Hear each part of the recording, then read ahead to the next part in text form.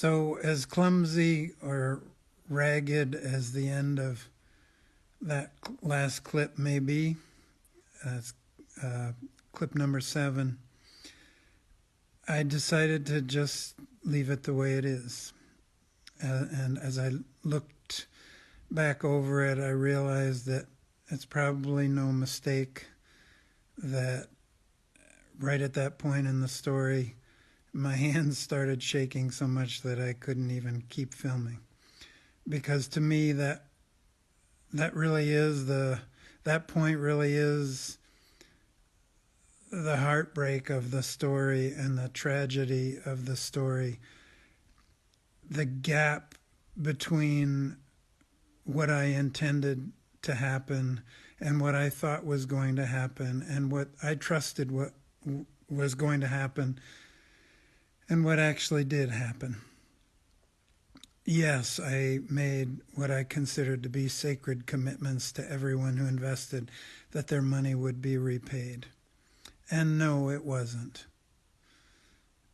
Instead, what happened is that I had to send letters to people telling them that I had just been shut down by the state and I would not be able to make payments for college tuition and payments that I had promised to make, that people I knew and loved and cared deeply about were going to lose their inheritance or the money that they hoped to pass on to their children, money that they had worked for their whole lives on their farms or as carpenters or doing whatever work they did, money that I had promised them would be repaid and was not going to be repaid.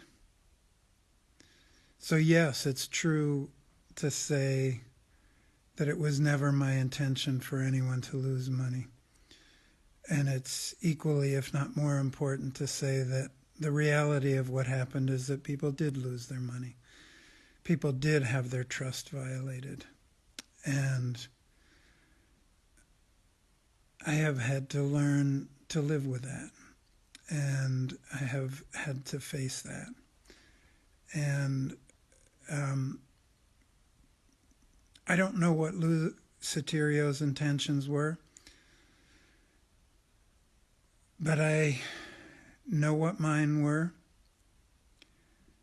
and I know the gap between what my intentions were and what ended up happening. And what I've had to learn in that is beyond description, but I guess you could say what it comes down to is, could I find a way to live with myself, to accept myself when I had done something that felt, even to me, so profoundly unacceptable? When I had tried to do something good and righteous and meaningful, and it had turned out to be a fraud. Not only could I face other people, could I face the people I had made these promises to, promises I would not be able to deliver on, but could I even face myself? And that became the very real question of not only of this project, but of my life. Morstoon, thank you so much for listening. I will pick up the story from here as soon as I can. Thank you very much for listening.